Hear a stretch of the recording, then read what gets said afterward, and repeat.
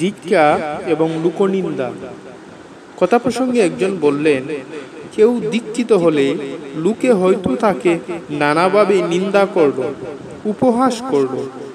এখন ওই সব সহ্য করার মতো তার শক্তি থাকা চাইতো।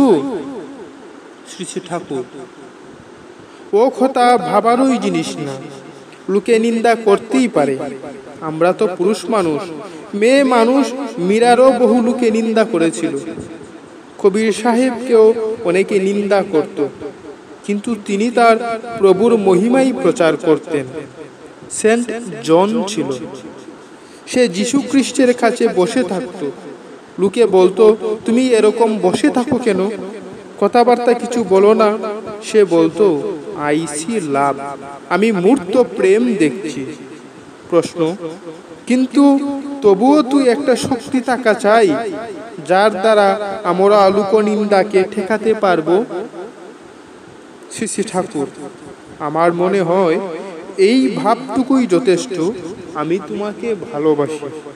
তুমি মুখে যেমন বলো ভালোবাসি, কাজেও তাই করো যেমন করে ভালোবাসে, আর চলো তেমনি, এমনই চলো যেমন থিয়েটার করে চলে। সেই জন্য কথাও আছে, ধর্মের ভানও ভালো, ওই করতে করতে ধরে যদি যায় তু গেল।